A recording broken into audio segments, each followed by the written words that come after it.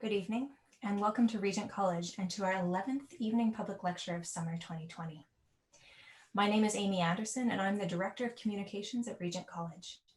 On behalf of our community, I'd like to extend you a warm welcome tonight. Before we begin, I'd like you to navigate on your phone or your computer to rgnt.net/subscribe. That's rgnt.net/subscribe. That will take you to our email subscription form.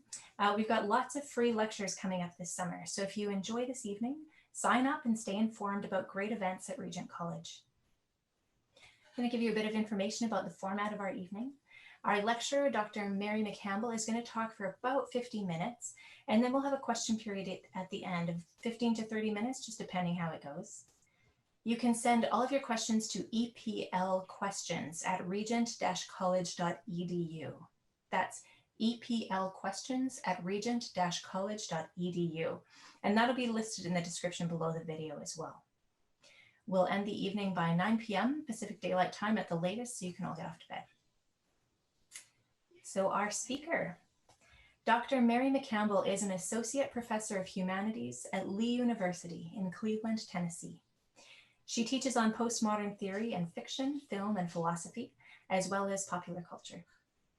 A native Tennessean, Mary completed her doctorate in literature at the University of Newcastle upon Tyne, focusing on the relationship between contemporary fiction, late capitalist culture, and the religious impulse. Dr. McCampbell is a Douglas Copeland Scholar and has spent significant time here in Vancouver researching Mr. Copeland's work and meeting him in person.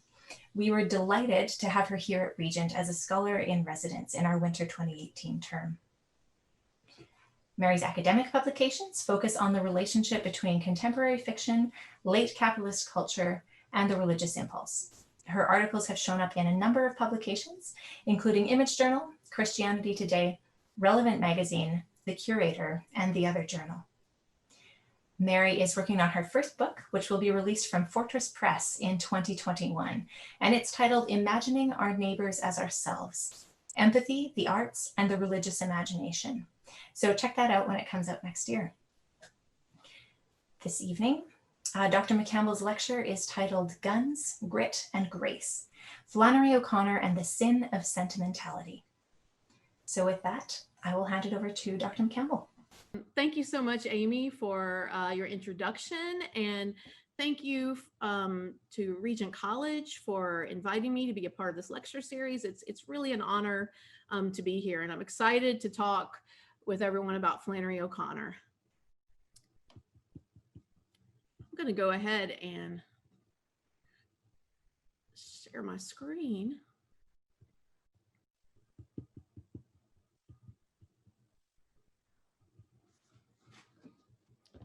Okay, there's been lots of talk about Flannery O'Connor in the past 2 weeks, starting with the New Yorker article by Paul Ely and 3 very good responses. One of my Facebook friends today actually said that she was knee-deep in the Flannery O'Connor wars. So I think this is a great time to talk about O'Connor, including some of the problematic issues that were discussed in these articles. But I'm actually going to come back to that later, because I first, here are some of the 4 articles that we'll come back to later. But I want to first start out and tell you a little bit about O'Connor's biography. Her Southern context is, of course, very important to understanding her writing. She was born Mary Flannery O'Connor in Milledgeville, Georgia in 1925. As you can probably tell from her name, the O'Connors were Irish Catholics, and this made them religious minorities in deep Southern Georgia, where the main denominations tend to be Church of God and Baptist.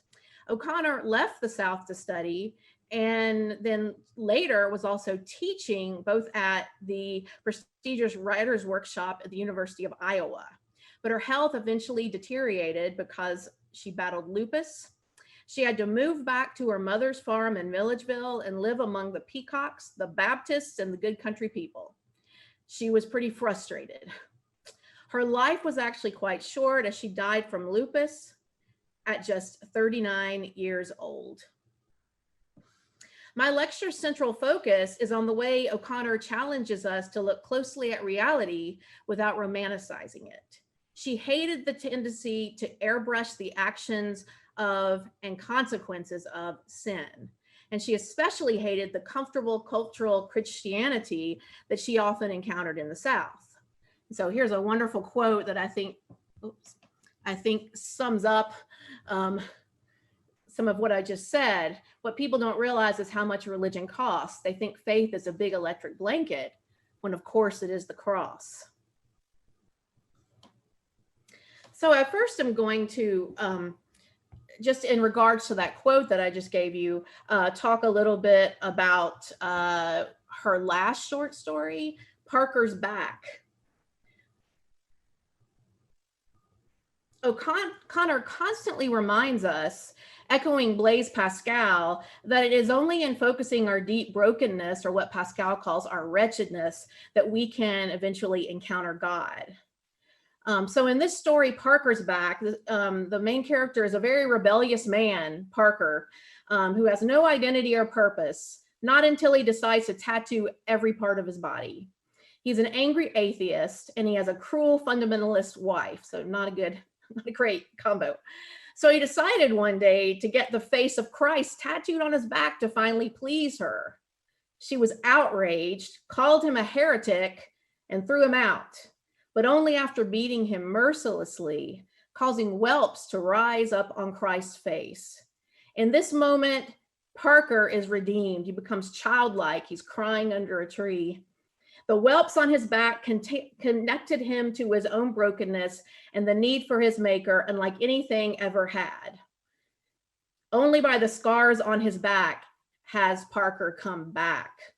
And of course, this is correlated with, the beating of Christ, the scars of Christ. They are what brought him to his redemption. The use of violence such as this is very prevalent in O'Connor's stories. She believed that as a culture and as individuals, we have normalized sin. She actually often calls sin distortion. We've normalized it so much that we can't even see it. So she must shock us. We are hard-hearted and hard-headed. We have no eyes to see or ears to hear. And I often hear Connor talked about, and I agree, as an apocalyptic writer, that she's always, wanting to kind of shake up the status quo, break it up, usually by means of some sort of outside violent force, and then that will eventually return her characters to reality.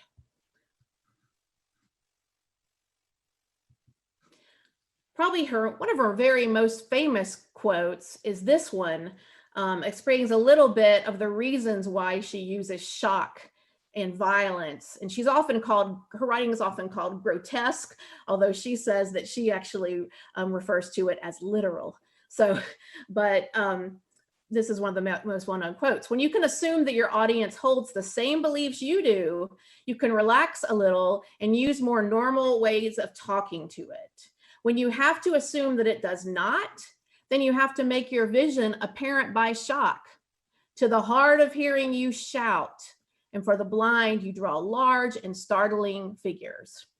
And so in her satirical writing, all of her writing was satirical. She has these exaggerated, larger than life figures that can sometimes seem like caricatures. But if you've been to the South, you recognize that there's a lot of reality to them. So she needs to wake up her audience. So this is very different than just using shock to get a response or to be taboo. She's usually using shock for a moral purpose. And she's trying to help us have ears that hear and eyes that see. But of course, anyone who proclaims truth and is always kind of going up against the status quo in a prophetic way is going to seem very strange. And if we think of this great O'Connor quote, "You shall know the truth, and the truth shall make you odd." We have the peacock here because O'Connor, when she moved back to the South with her mother, they had peacocks on their farm. And so lots of things related to Flannery O'Connor have pictures of peacocks on them. So relating to that idea of oddness, The truth making us odd.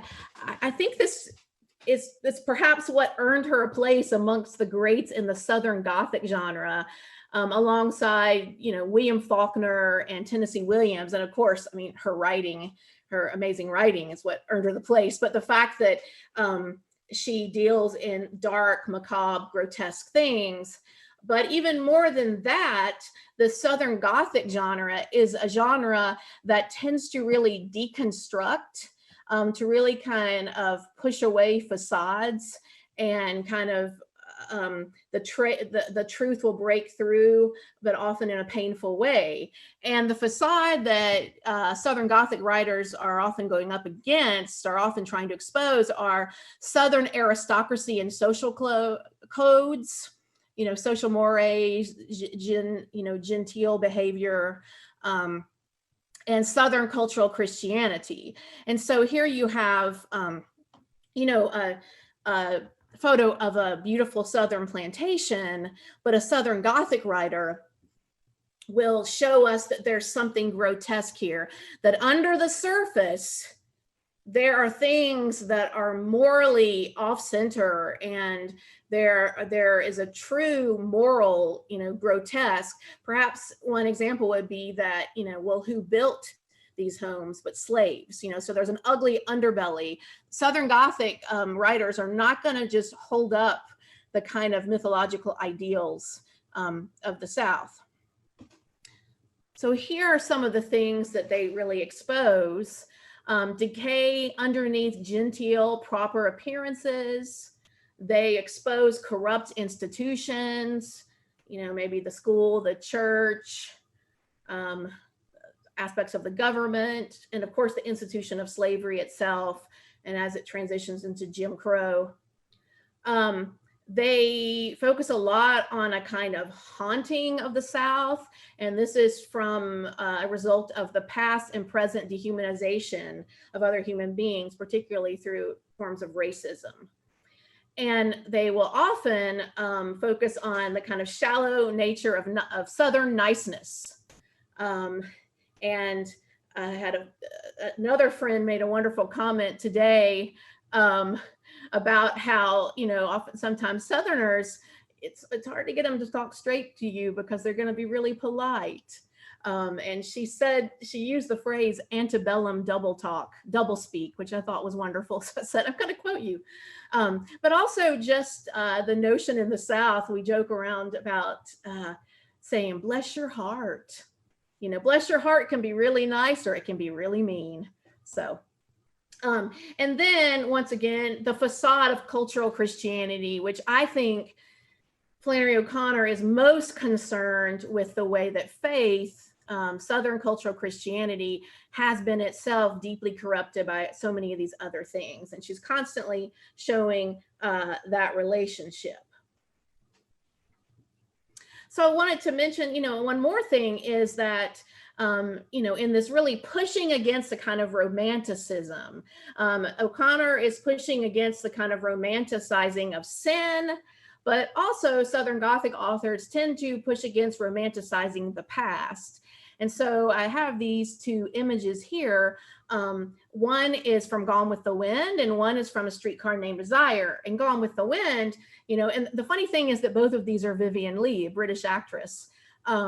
But so Vivien Leigh plays Scarlett O'Hara in Gone with the Wind, and Scarlett is the epitome of the Southern belle. She's genteel, she's polite, she's beautiful, she's very feminine in a very particularly stereotypically gendered way. And she has these cute little sweet playful relationships with her slaves, as the way it's portrayed on camera. But of course, there's nothing in Gone with the Wind that is going to critique this. The critique, that the way, that her family got to where they were was through on the backs of these slaves.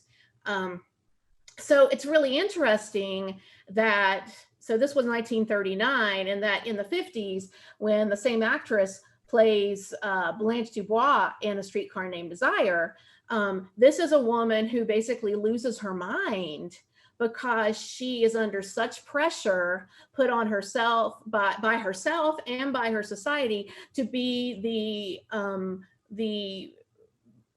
the ultimate Southern belle. She wants to live up to the Scarlett O'Hara ideal, and she can't do it. And so she loses her mind. So this gives you an example of a kind of Southern story, Gone with the Wind, that really supports a type of mythology. In particular, with this one, it's the lost cause mythology of the Civil War. And on the other hand, you have a Southern Gothic piece of literature and film that is really, really showing the decay underneath the surface. Okay, so I'm going to move on to read a little bit from one of my favorite essays by Flannery O'Connor, From the Church and the Fiction Writer. I first want to say that if you saw this picture and thought, oh my word, that's terrible, she has terrible taste, well, you're right that it's terrible, but I intentionally chose it to be terrible, so don't. But anyway, this is a Thomas Kincaid painting of a scene from Gone with the Wind, so I thought this is highly appropriate. Looking at what Flannery O'Connor is going to say about sentimentality. In this essay, she is talking about the tendency to want to, in literature, to want to separate grace from nature. And she's talking about how many Christian writers and Christian artists and Christians in general, they're really afraid to like look closely at the world around them and look at nature. They kind of want to have everything, they really split nature and grace. And so there's not a real understanding about how the mystery, which when she talks about God, she often talks about the mystery, how much he infiltrates, how he is a part of every aspect of our living. And so that really is frustrating to her.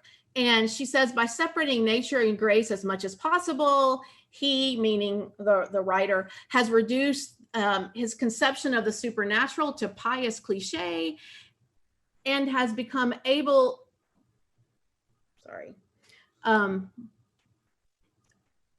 able to recognize nature in only two forms, the sentimental and the obscene.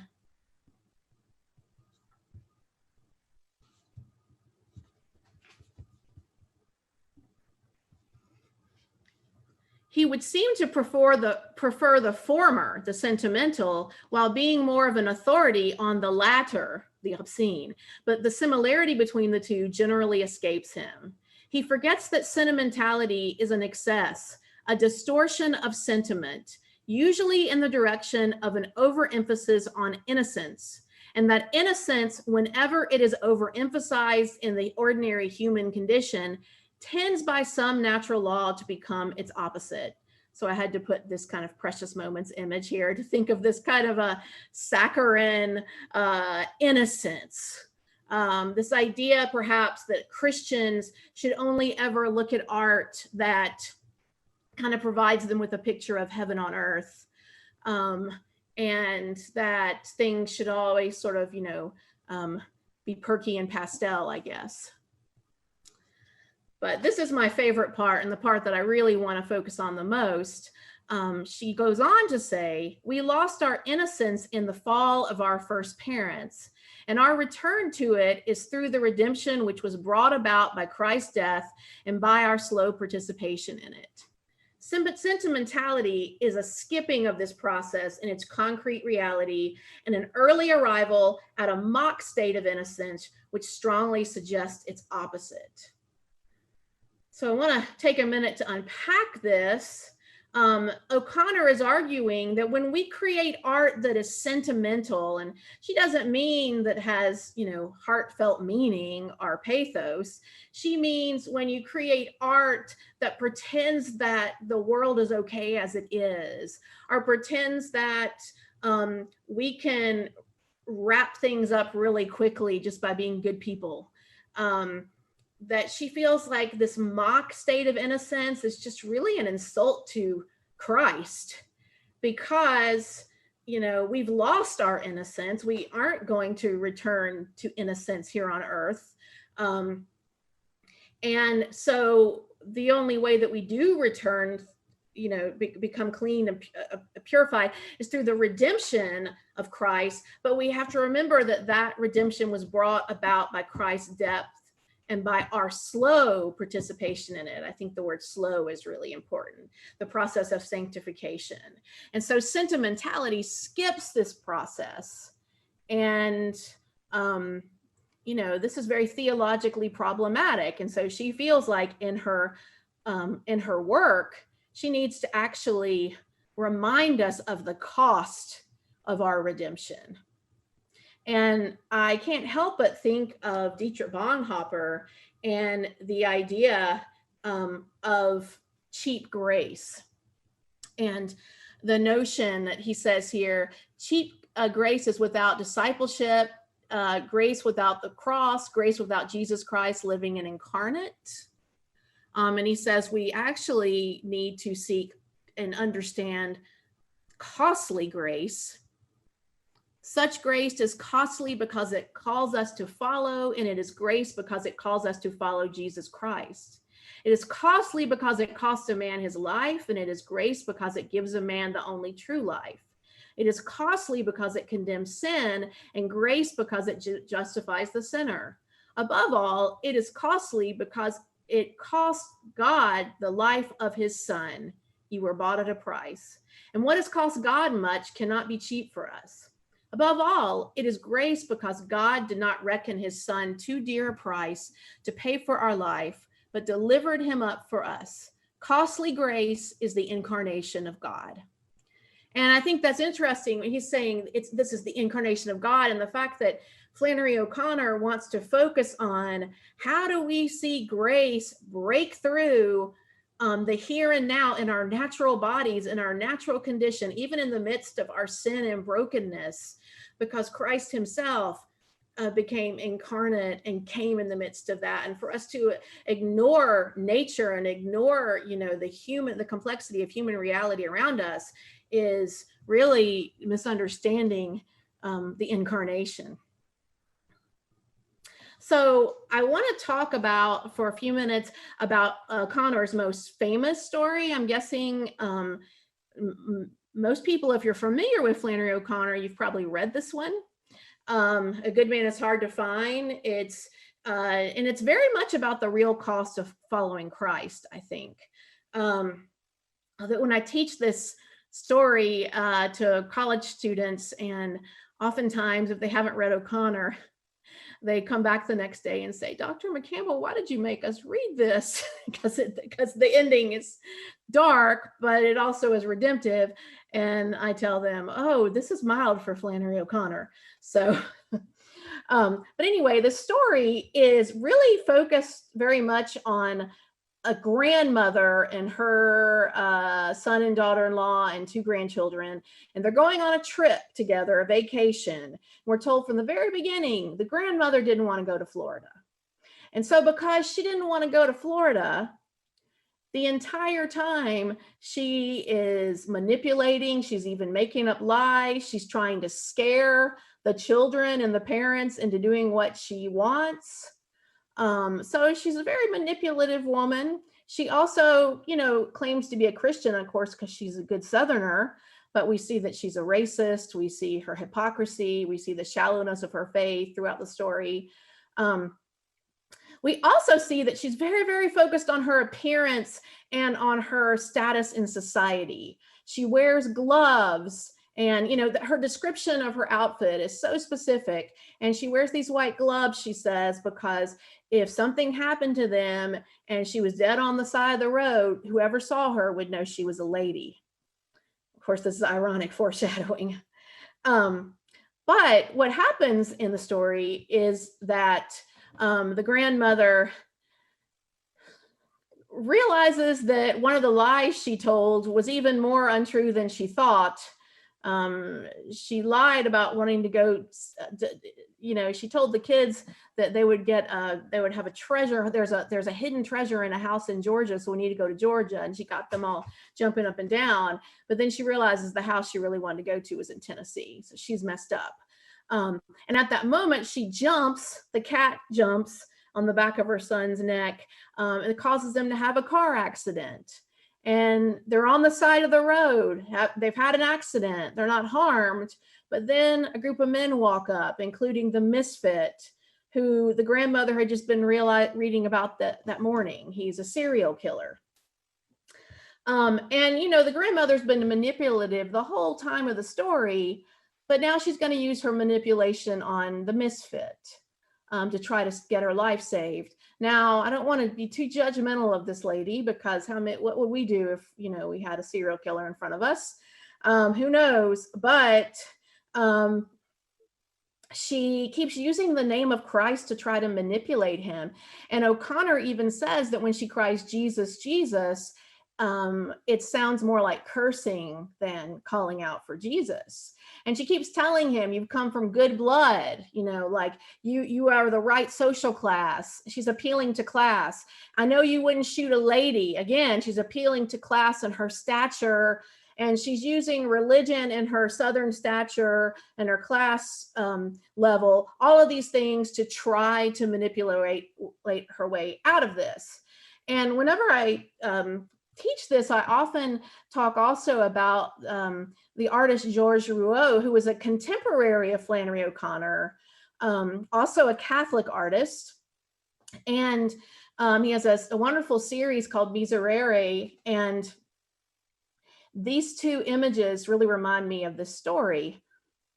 The privileged lady thinks she has a seat reserved in heaven.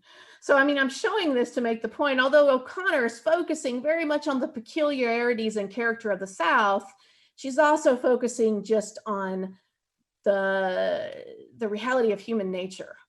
And so this is French art, contemporary.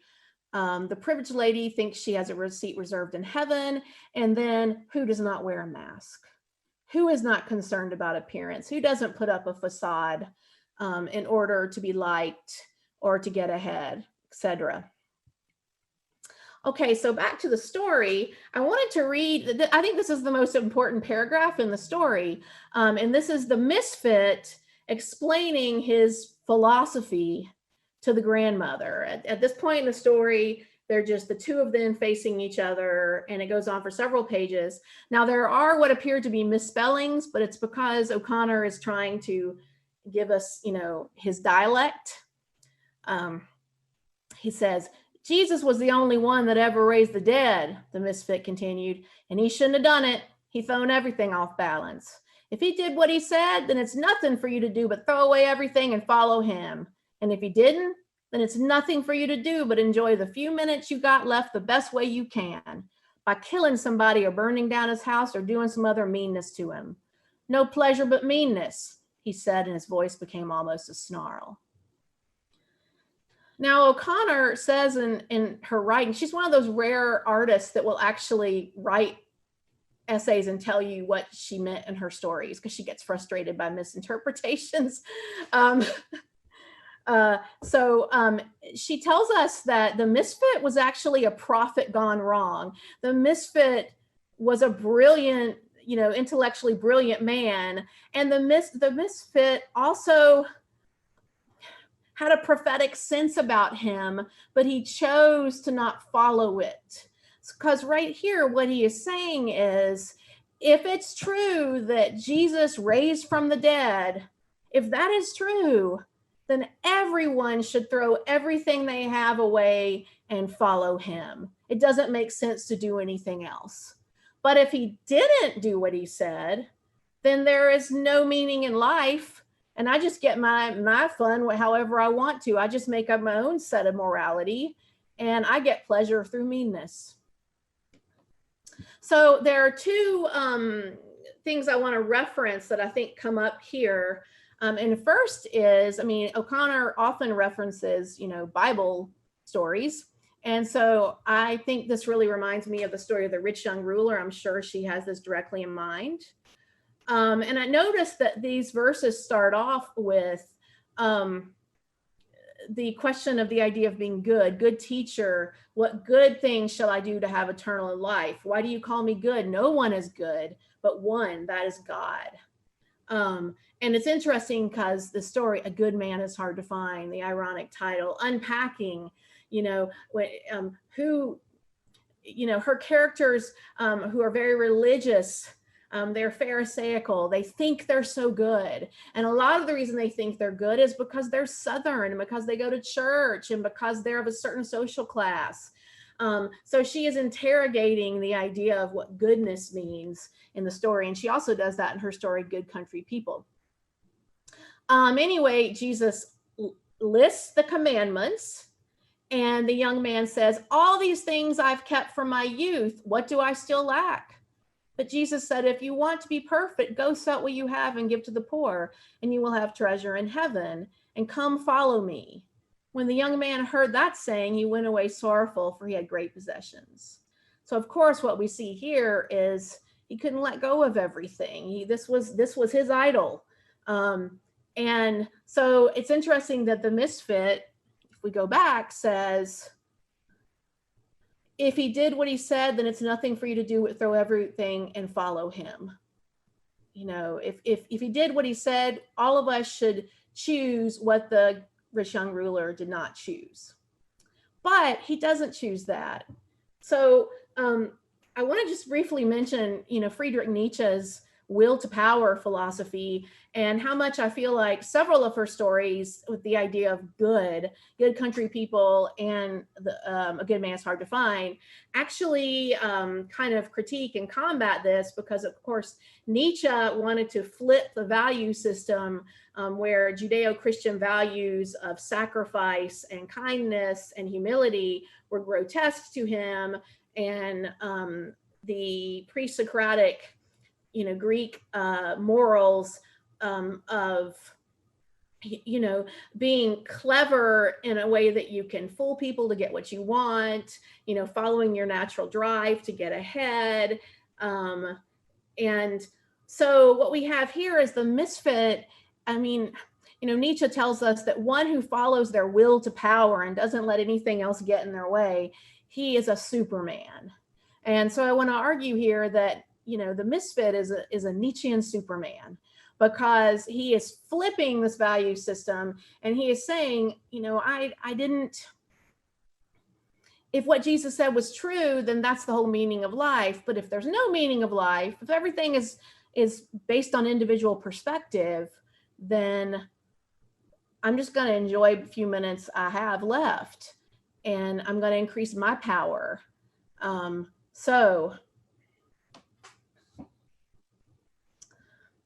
But as much as again, I just want to remind you that the idea of he's a prophet gone wrong. So not soon after, quite soon after he says this, he has this conversation with the grandmother, and he explains his philosophy. This is what O'Connor writes. Her head clears for an instant, and she realizes, even in her limited way, that she is responsible for the man before her and joined to him by ties of kinship, which have their roots deep in the mystery she has been merely prattling about so far. So this is O'Connor talking about the story. Because at this moment, when the misfit starts talking about, I didn't know if Jesus rose from the dead, I didn't know if he rose from the dead, he almost starts to cry. And at that moment, she stops trying to manipulate him, and she starts to care about him, and she reaches forward and touches him. And the minute she touches him, in the story, O'Connor writes, he sprang back like a snake was biting him, and he shot her 3 times in the chest. So the point is, the grandmother was shaking him up, because at her moment of conversion, her moment where she really understood that they are together in the same family of God, and that she is responsible for him, and maybe even the corrupt Southern society she was a part of is responsible for producing him. She reaches out with a true gesture, and according to O'Connor, this is her moment of salvation. And the misfit knew that, because he's a prophet gone wrong. And he said a really famous line here. She would have been a good woman, the misfit said, if there had been somebody there to shoot her every minute of her life. You know, if we were just in a situation where we were forced to focus on what really matters, what's really true, how will we be different people? So in that story, we have somewhat a part of a critique. I mean, the grandmother is a kind of a product of cultural Christianity, but the next story I'm going to talk about is even more so. It's the story Revelation. And first, I want to read another well-known quote by O'Connor about the Christ-haunted South. I think it's safe to say that while the South is hardly Christ-centered, it is most certainly Christ-haunted. The Southerner who isn't convinced of it is very much afraid that he may have been formed in the image and likeness of God. Ghosts can be very fierce and instructive. They cast strange shadows, particularly on our literature. So haunted by biblical ideas, but not centered on them. And this is what produces a kind of cultural Christianity, which we see very much in the story Revelation.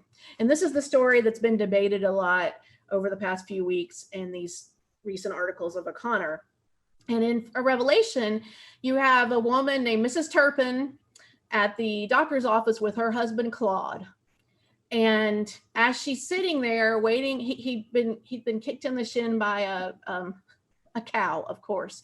And as they're waiting, she is sitting there and thinking in her mind, looking at all the people in the room, judging them, and also thinking about what a wonderful Christian lady she is. We really get into her mind. And she talks about how every night before she goes to bed, she starts to think, you know, what would I do if Jesus said that he had to make me white trash or a black person? She doesn't use the word black person, and I'm not going to use the word she uses. And so she's always thinking through, what would she do if she had to be one or the other? But then she thanks God that he made her not that way, that she was a lady.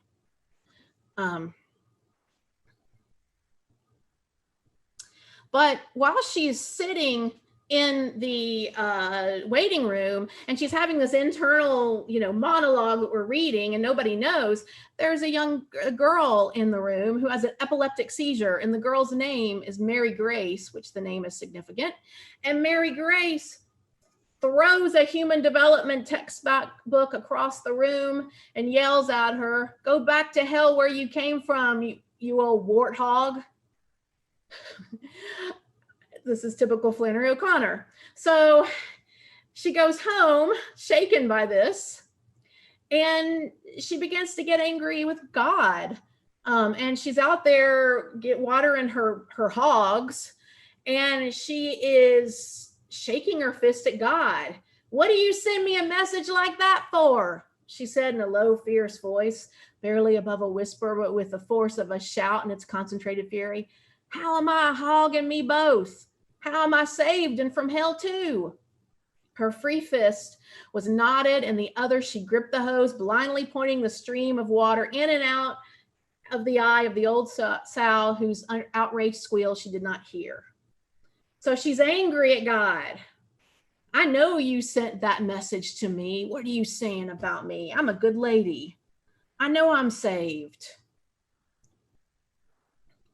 Then she goes on, shaking her fist at God. I want to mention that this image is from Karen Swallow Prior's wonderful book on reading well, which I recommend, and the drawing is the illustration by Ned Bustard. It's fantastic.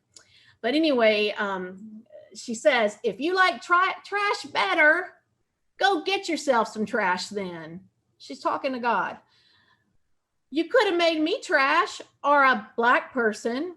If trash is what you wanted, why didn't you make me trash?"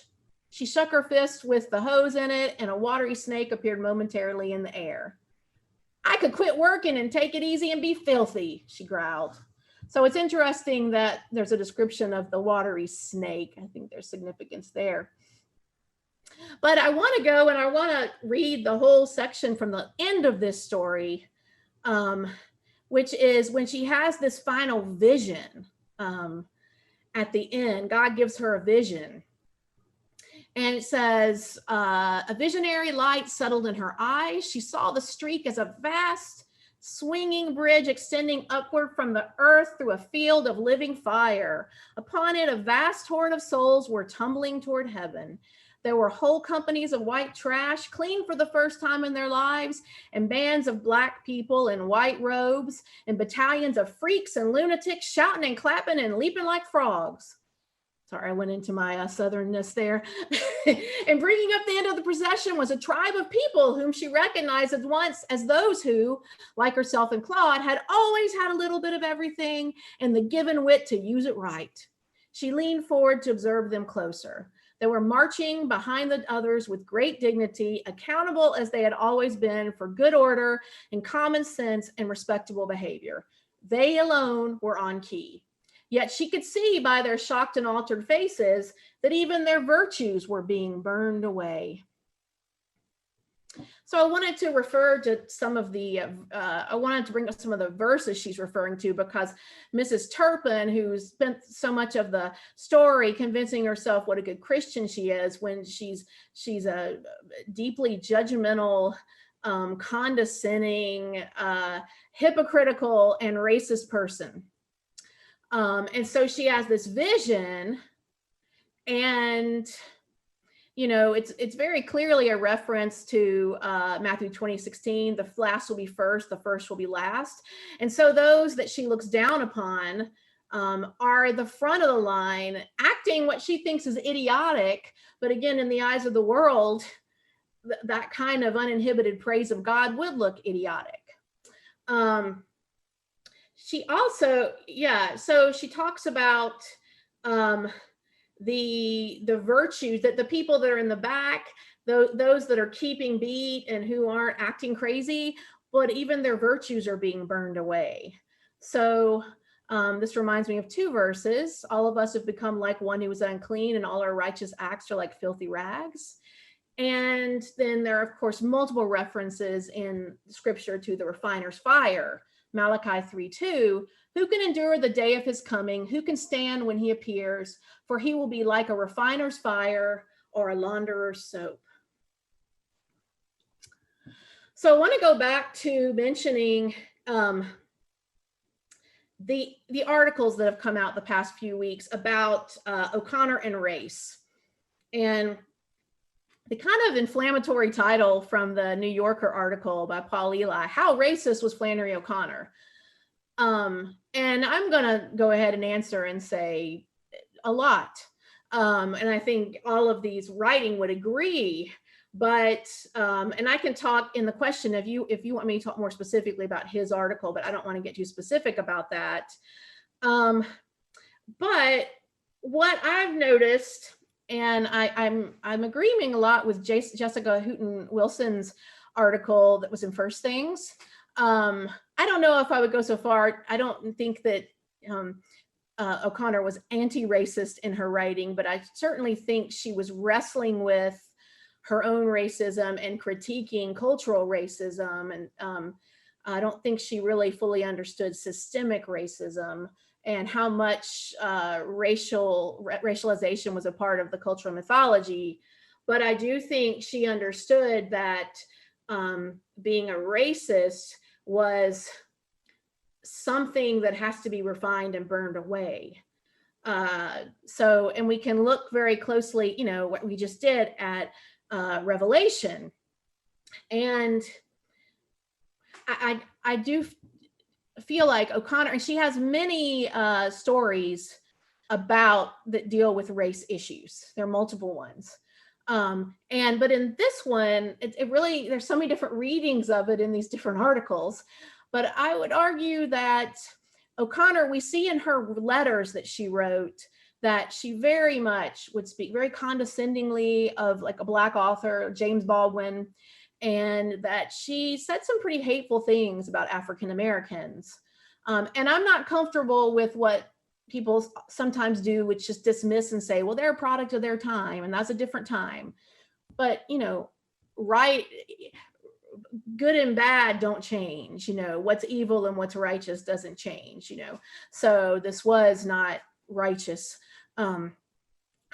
this racism within her. I will say that she, like any white person growing up in the time period, was in the South, especially the Deep South, was socialized to thinking in these certain racial categories. But I don't think that should be used as an excuse. I do think that, and let's just take Revelation because I've just talked about it. I think, and I want to look at a couple of other stories really briefly to show how I think a lot of what Flannery O'Connor does is her stories are O'Connor wrestling with her own sin, and particularly the sin of pride, which she really calls herself out a lot. And at the root of racism is a kind of pridefulness and a desire for power. So but it's a really hard thing to know how to deal with, because you read her letters that say these very racist things, and you read stories where she seems to be really fighting against this, but she's a complex human being. It kind of reminds me of the discussion around Conrad's Heart of Darkness, where Conrad is critiquing his own, racist imperialist ways. At the same time, he says some really racist things. So it's complex. It's very complex. I will say that it's interesting in that Wilson brought up in her article, and I'd read this in a letter of O'Connor's before, that when she was checked in the hospital toward the end of her life, she would sign her name as Mrs. Turpin. From the Revelation story. Paul Eli thinks this, says this is evidence of her kind of claiming I'm a racist, but yes, but I think it's actually, doing that in the sense of kind of self-deprecation, kind of like, well, that's me, I'm trying, but wow, I'm just, I don't do the things I want to do. I do the things that I hate. I feel like we really see that a lot in O'Connor's writing. I'm gonna skip over that and that one for the sake of time. I just want to briefly mention two other stories where we see, I think, O'Connor's critique of herself. This wonderful story, it's hilarious, Temple of the Holy Ghost, and I've given you here a picture of Flannery O'Connor as a child, and of course it's Flannery O'Connor. I mean, look at her. So, but the story is about a little girl who is Catholic, growing up in the Deep South, and she feels so much smarter than everyone else, especially the people who are in the Church of God. And she says at one point, those boys are going to grow up and be Church of God preachers because you don't have to know nothing to be one. So she's really insulting. And she knows it. She's an interesting child because, and she's never named, her name is the child. She is very, very spiritually perceptive and insightful, but she often does the things she doesn't want to do. And then she feels convicted of it. And it goes back and forth and back and forth. So I'm going to read this part. This is her thinking at bedtime. The child decided she would have to be a saint because that was the occupation that included everything you could know. And yet she knew she'd never be a saint. She did not steal or murder, but she was a born liar and slothful. And she sassed her mother and was deliberately ugly to almost everybody. She was eaten up with the sin of pride, the worst one. She made fun of the Baptist preacher who came to the school at commencement to give the devotional. She would pull down her mouth and hold her forehead as if she were in agony and groan, "Father, we thank thee," exactly the way he did. And she had been told many times not to do it. She could never be a saint, but she thought she could be a martyr if they killed her quick. And then she goes on to describe the martyrdom and how the lions will lay down at her feet converted. It's wonderful. But I feel like the arrogance of this child at the same time as the deep spiritual sensitivity of this child, to me, it's such a picture of O'Connor herself. And this is a story where she's kind of making fun of herself, but also saying things that are deeply meaningful to her. I feel that as well with Good Country People, which I don't have time to tell you the whole story, and I don't want to spoil it because it's a fun and crazy one. But there is a main character who It's brilliant. She has a PhD. She's gone up north and gotten a PhD in philosophy, of course, Nietzschean philosophy. And that's a large part of this is her critique, is O'Connor's critique of how there are many Christian hypocrites, but atheists can also be hypocrites. And so we see this in this story. But this young woman whose name was Joy, and she changes her name to Holga just to make her mother mad. She thinks it's the ugliest name she can think of. She has to move down back home because of her medical condition. She has a heart condition and she's also missing a leg. She has a wooden leg. And so, of course, we think of O'Connor herself, who had to leave all of the kind of academic glory to come home out in the country with a bunch of people that she probably thought seemed backwards. And so Holga is endlessly frustrated and angry and bitter and mad at her mother. And this also reminds me of the story, The Enduring Chill. In that story, you also have someone having to come back home and live with their mother on the farm because of a medical condition. But in this story, Holga at the end really is confronted with her own deep hypocrisy and arrogance. And she's someone who's very brilliant, but not as brilliant as she thinks she is. So again, one reason that I had my particular answer about the race issue in her stories is because I'm also relating it to these stories where I see O'Connor wrestling with these issues, particularly of pride, that really seem to plague her spiritually. This image shows you there's O'Connor on her crutches. And so we think about, having to come home with this medical condition. Okay, so I'm actually gonna switch gears just for a few moments. I only have a few more moments. And I want to mention a few contemporary examples, because I think in the description of the lecture, I said that I would talk about O'Connor and some of her particular views about sentimentality and how this can relate to contemporary art, contemporary artists, and both Christians and non-Christians, but definitely art that has a kind of prophetic impulse to it. And so I wanted to just briefly mention Douglas Copeland, who Amy mentioned that I spent a lot of time on his work. Douglas Copeland is from Vancouver, and some of his artworks all over the city. So he's a visual artist. He designed the cover of this book here, and he's a novelist.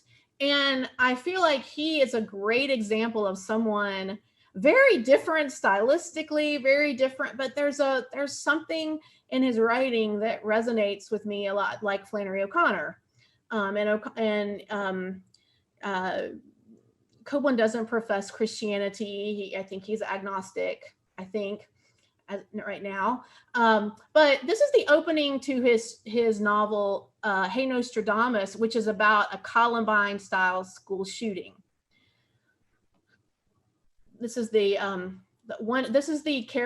voice of one of the characters who actually was shot and killed, and she's now speaking from this in-between kind of purgatorial space.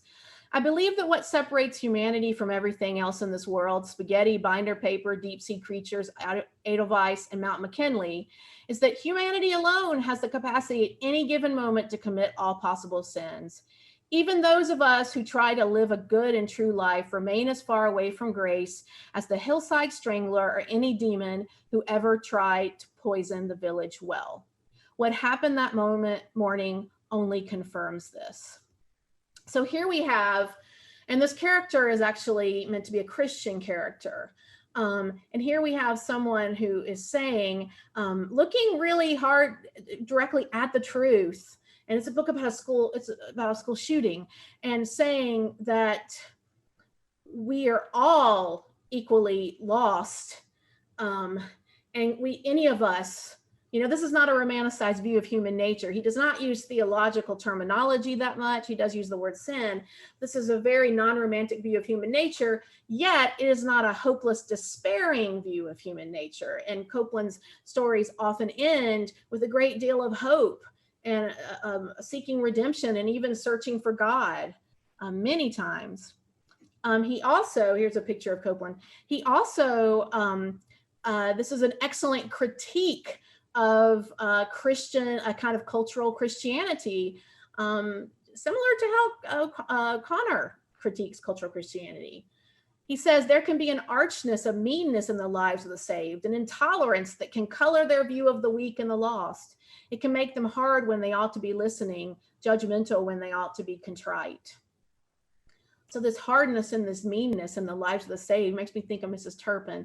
And I don't want to give too much of this wonderful novel away, but I kind of am. Because at the end of this novel, you have one character have a conversion. He becomes saved. He has a spirit, he's redeemed. And the person that is redeemed is not, the drug addict or the atheist. The person that's redeemed is the religious hypocrite. So this is why it does remind me of O'Connor a lot, because we, really see that a religious hypocrite desperately needs, an apocalyptic moment to break through. I definitely wanted to mention Copeland, and just to also to say that Douglas Copeland had a art show scheduled at Regent College this July, but it had to be interrupted because of COVID. But there'll be details coming hopefully soon about new ways that he'll be sharing his work with the Regent community. So be on the lookout for that. Slight commercial. Okay, just a few more examples, and there'll be time for questions. But I just want to mention that as far as films about the life of Christ go, so many of them are very sentimental. And kind of conform to a kind of more status quo narrative, even in the fact, there's been a lot of talk lately about images of white Jesus, blonde hair, blue-eyed Jesus, or a very docile Jesus that doesn't seem to have any strength or power. But there are two depictions of Christ, well, one's a film, one's a television series about the life of Christ that I would say really shy away from sentimentality. And the first one is the Gospel of St. Matthew by Pasolini. And interestingly, Pasolini was an atheist and a Marxist. And he wrote this script after being stuck in a hotel room in Rome and reading the Gospel of St. Matthew and thinking, wow, this would make a great movie. And he follows the gospel so faithfully. It does have a bit of a Marxist agenda behind it, but there is just no sentimentality. If any, it might even go to the other side too much. But then I want to speak a little bit more about The Chosen, which is a recent series that you can watch on YouTube, or they have an app where you can see it for free. And The Chosen is a television series, a web-based television series about the life of Christ. And the entire first episode is about Mary Magdalene, and it focuses quite a bit on her demon possession. And many people watch the series and see the first episode and think, oh my gosh, this is dark, and do I want to watch the rest of this?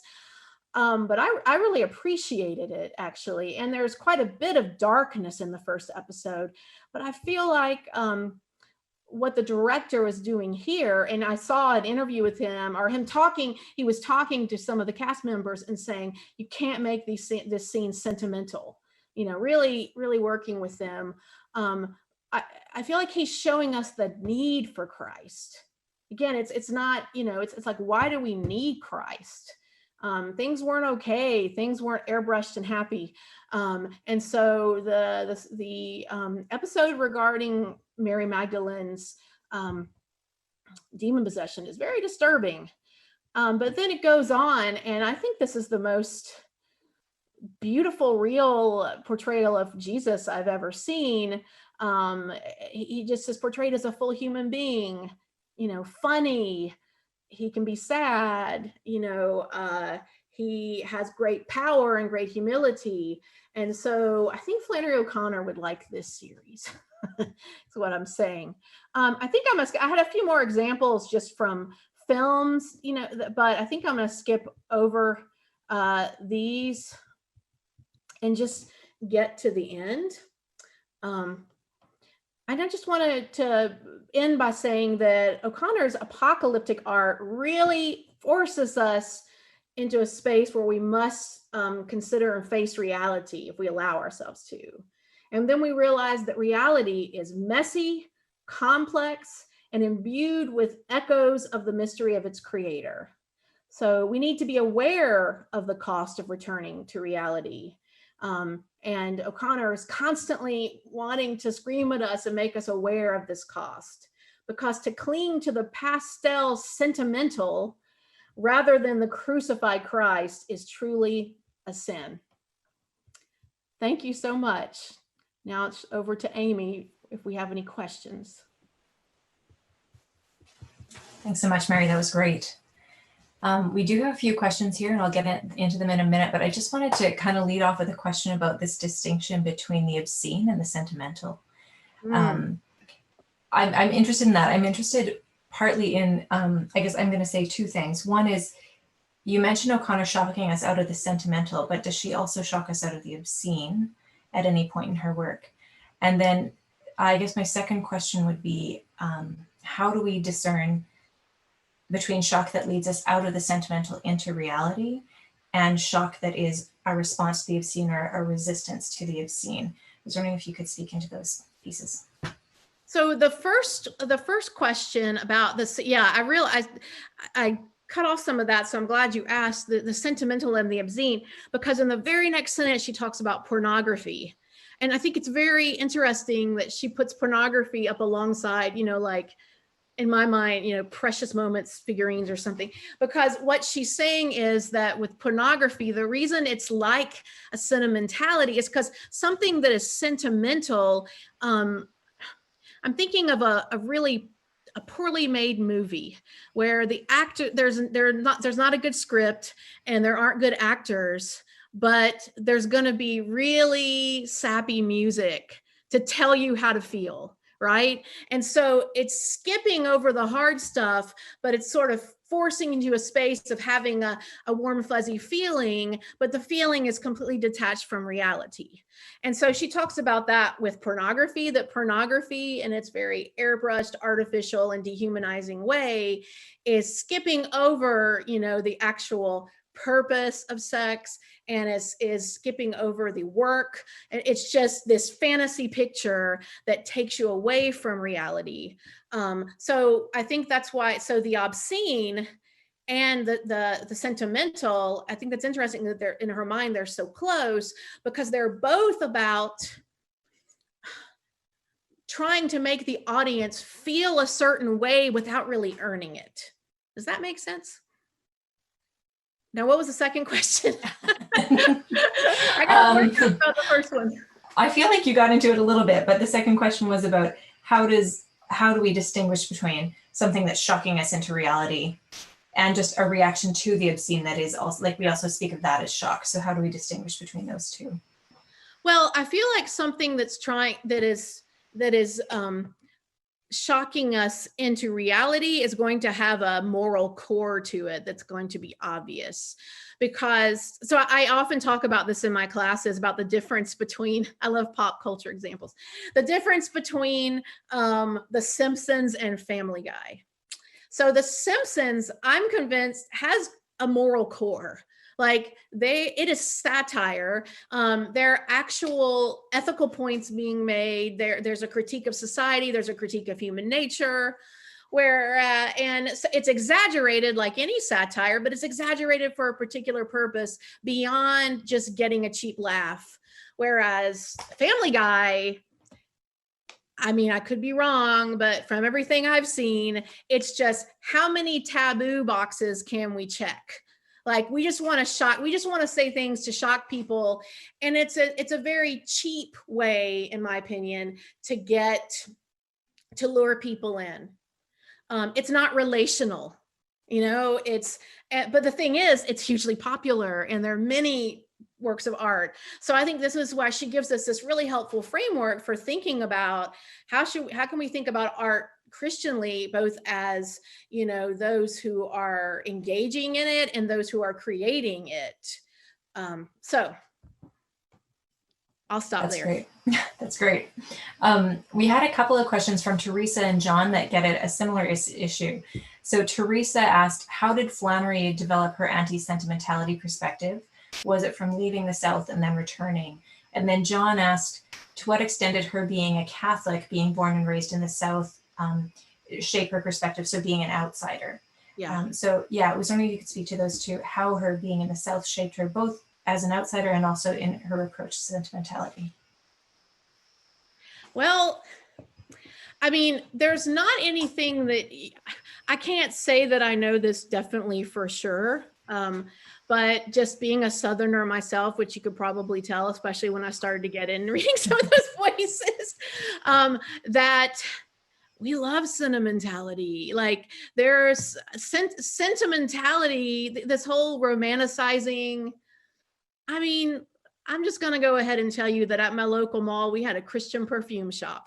So, it's just, it's like all of this Christian imagery that's just this happy, this airbrush, this, I don't know, and all this very sweet talking. And then there's a tendency to be very sweet talking, but then turn and behind someone's back say the complete opposite. I mean, that's human nature. That's all over. But the Southerners, we have a particular way of doing it. So I feel like she was just such, I think like the child in the temple of the Holy Ghost, she has such a prophetic mindset. She's so deeply spiritually sensitive. I mean, she sniffs out sin. She said, that's one of her quotes about Hazel Motes' grandfather in Wise Blood. It's like she sniffs out sin, but she does. like it disgusts her. To her, someone pretending that the church is a country club is grotesque. Not the man walking down the side of the road with one arm, like what's grotesque to her is this spiritual condition that is just drenched in this falseness and this sentimentality. And then I love the South, and see, I love the Southern Gothic writers that really pick on that. We have some of these patterns that we can see culturally. So that's the first one. And then the second one was about Catholicism. What can you read again about specifically what about Catholicism? Yeah. So it says, to what extent did her being a Catholic, being born and raised in the South, shape her perspective? So starting out as an outsider, not necessarily being respected, how did that shape her perspective? Let me think about the outsider one a minute, but I'm going to think about just the way she would think theologically about art, although she had a lot of issues with many Catholic readers and people. She'd get letters from I'm just thinking of one letter about this woman said she didn't like to read Flannery O'Connor's stories before she went to bed because it didn't lift her heart the way she wanted to. And O'Connor said something like, well, maybe it's your heart that's not in the right place, not my story, but anyway, she had a lot of Catholic readers that would write her and they wanted more sentimentality. But I'm just thinking on a theological basis that the traditions around her, the Baptist and the Church of God, really were very, especially Church of God, like holiness based. And there was a real sacred secular split that I think she's relating to with the nature grace split. And so, like you wouldn't create art like this that's really looking at sin right in the face and even maybe emphasizing it. So I think from her, some of her Catholic, some of the writing from Catholic authors about art had a more holistic vision and understanding.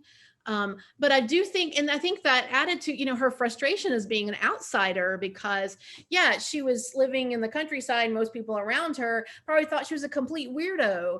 She's Catholic, but she's also an artist. And was there any space in their, in their theological understanding of her for an artist to be someone who's doing something important?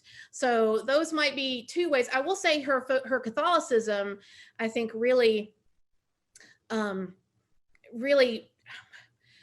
her focus on mystery is just so complex and so beautiful. And it's very much a part of her, Catholic background. But yeah, those are just a few things. So thanks, good questions. Kind of a related question. Rudy says, thanks for a stimulating, insightful presentation. You make a strong connection between O'Connor and Copeland. I see a connection between Copeland and another Southern writer, Walker Percy, who I think is also Catholic. Yeah. So do you see a connection? He says, I think of Copeland as an heir to Percy. So wondering if you could speak to that connection. That's really interesting because I did an interview with Copeland, and at the end of the interview, I thought the same thing, and I put a quote in from the moviegoer. And I even told Douglas Copeland, hey, you remind me of Walker Percy. But I don't think he'd read Percy. I was like, you need to read some Percy. I don't remember. But yeah, especially, well, the moviegoer in particular, the idea of the search. You know, if you, in Percy's the moviegoer, there's this man who is living, you know, in the malaise, like everything that everyone, and this goes along with this is Southern Gothic elements too, because everyone around him seems to be kind of fuzzy and glossy, and they're enjoying the 9-to-5 job and the, you know, the kind of shallow but affluent living. And he's the one person who feels like he's on to something because he's not satisfied, he's not fulfilled. And so he talks consistently about the search. And of course, Percy is influenced so much by Kierkegaard, and there's this whole, you know, there's a lot of that in the novel about the leap of faith. But I see that definitely because I think Copeland is a sojourner, he's a searcher, and many of his characters are. And there's a sense that even when things, even when everything around him, you know, in a kind of consumer culture looks like we have heaven on earth, that's actually scary.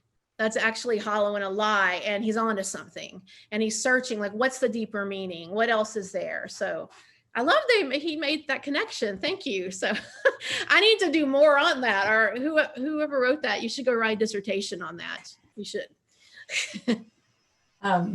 We've got a question from Stephen that says, Flannery O'Connor probably isn't admired by a lot of people who would read what we call Christian fiction.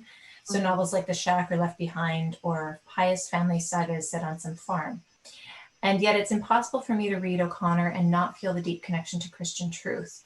And it's impossible for me to read modern Christian fiction and not find it steeped in the sin of sentimentality.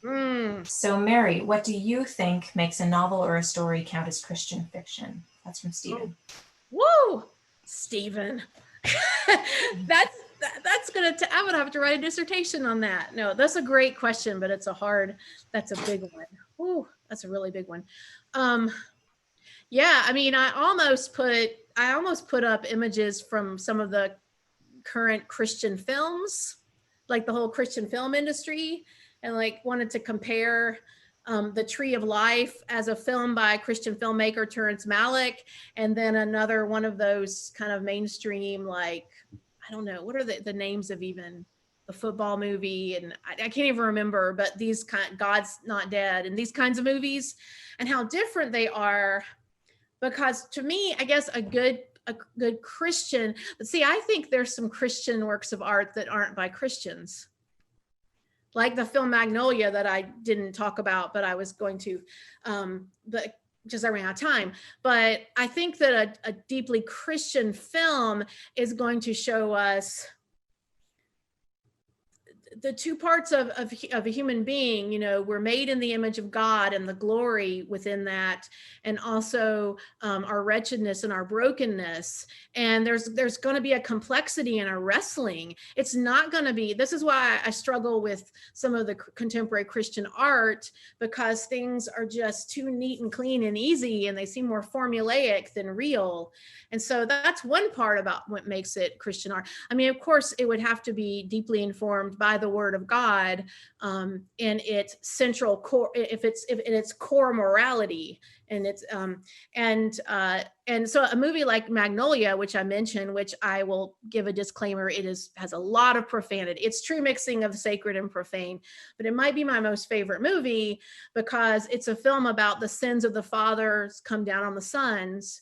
And it is a movie about how how damaging sin is. There's so many PG movies that don't have a lot of bad language in them, but that the overall message is follow your heart, which means, it's okay to commit adultery, you follow your heart.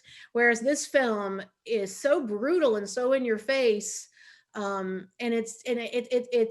it also pushes you towards the need for forgiveness and the need for repentance. So I do think a good Christian art, the complexity of, the human being, and pointing towards the mystery of Christ and his redemption.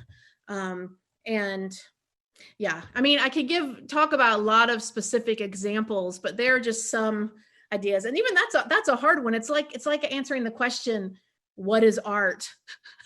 that by itself is a very hard. I took a whole semester class in college on that. We never figured out in philosophy of art. So, but hopefully that is a little something. Yeah. Yeah, I think that's helpful. I'm going to give you a specific example. So getting into that messiness and complexity, Trixie asks, if Flannery O'Connor was alive today, what would she say to the white church to wake them up to the reality of systemic racism that the church is complicit in perpetuating injustice? How would she address and confront white fragility? And I would add to that question, what art, I know this is a question that you're really concerned with. And so what art is helping you think through that? What art would you recommend to the church in order to sort of face up to that? That's a really hard one, just because of what I've just talked about. Like, I don't know where she would be. Like, I don't know if she would be out there marching for Black Lives Matter, or if she would be someone who says, well, there isn't any systemic racism. I mean, I would hope that just with her prophetic sensibility, but because she had some major blind spots in these areas, but she was aware of them. So to be honest, I don't know how to answer that. I mean, the fact that to me, one of the most prophetic figures in 20th century history is James Baldwin, and she could not stand him because she felt like he talked above his place. And these are some of the really negative things she says about African Americans. But I would hope that if O'Connor, I think that if O'Connor would really, really got to the point, that's interesting. If she got to the point where this really resonated with her and she got it, I think that Baldwin would become one of her favorite authors, because I think that I see similarities in their writing, actually. It's so brutal and life-giving at the same time, and it really cuts so deeply into the human psyche and the human soul. So I would recommend, I mean, that's from the 50s, but I'm just thinking about Baldwin because of her. But what were you asking me, Amy, about? Just who you would recommend right now who's engaging with these issues. So what artists would you lean into? Oh, artist. Well, I mean, always Toni Morrison, who just passed away, and beloved. I mean, I like listening to a lot of hip hop because I really feel like it's poetry and it's really speaking. And there's some real Christian leaders right now, like Lecrae and Sho Baraka, who I think are, really just, they've been deeply traumatized, and they're speaking very openly and honestly about it.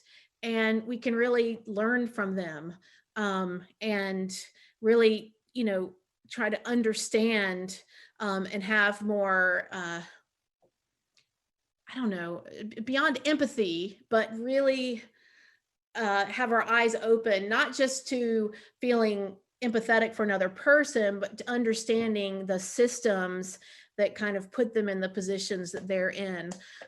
So I would say, I'm thinking of, and then film wise, there's a wonderful documentary on James Baldwin, I'm Not Your Negro. And then really great films like Fruitvale Station, which is a film about police shooting. Yeah, I think there's a lot, and there's a lot of excellent African-American filmmakers who are making really complex, good films. So yeah. I know that some people in our community are interested in this question of sentimentality around worship. And there is sort of this idea that worship should be waking us up to reality, but often it doesn't. So do you have any comments on worship, how we can cultivate worship that escapes and actually releases us, pushes us out of sentimentality, as opposed to worship that just sort of dumbs us down? Yeah, thank you. That's a good one. That's a big one. So, I mean, I'm going to go back to talking about the African American history, because to me, the African American church, because I I can find it easy to slip into cynicism, because if I sit in a church service and I feel like the music feels kind of again, it shouldn't be about just how I feel. And so sometimes I'm convicted about how critical I am. At other times, I think maybe I'm right about this, because some of the lyrics will be shallow and very focused on the self and how I feel.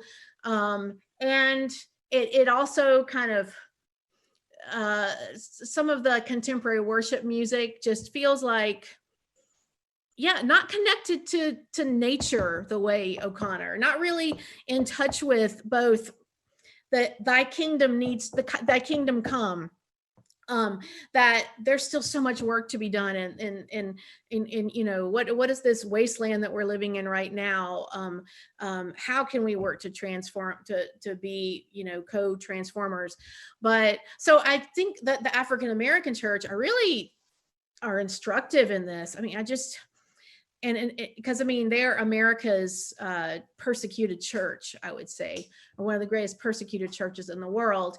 And the way the African Americans, beginning with the spirituals from the slaves all the way up through gospel music, and a lot of, and I go to a church that does a lot of gospel music. And the fact that you have minor and major chords together, and that the songs bear witness to suffering, but also have a huge capacity for hope. Like there's such a knowledge of why we need the Lord, you know. And so I think, but you know, I think that kind of soulfulness, it doesn't have to be an African American gospel style. There are other artists that I think are actually doing that, which I know at Regent you've had Bifrost, not Bifrost Arts.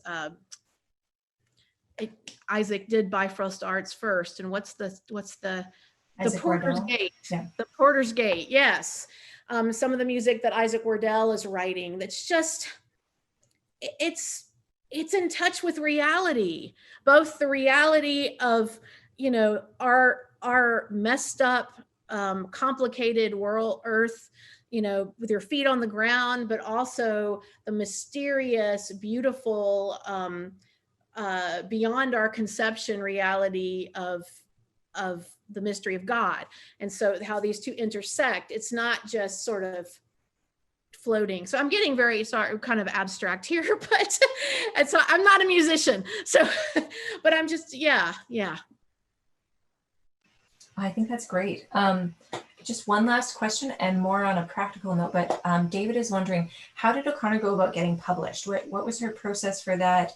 Was she sort of recognized in her lifetime? Was it more of a posthumous kind of thing? So I was wondering if you could speak into some of those circumstances. Yeah, I don't actually know how she first started getting published. I haven't investigated that specifically. I do know that she was famous at the age of like 5 years old. She's on it. You can watch it on YouTube. That you can, this is not about publishing at all, but she was famous at like 5 years old because she taught her chicken to walk backwards. And there's a newsreel, and it's like, Mary Flannery O'Connor, you know, she's taught her chicken how to walk backwards. And so she had this fame from a young age. But I know that, you know, we have her prayer journal now that was released a few years ago that she wrote as an undergraduate. But I think because, yeah, I know that she was definitely a well-known writer when she was alive. It wasn't just posthumous. She was, you know, going and speaking all over, and like to have a job, to be teaching at the Writers Workshop at Iowa.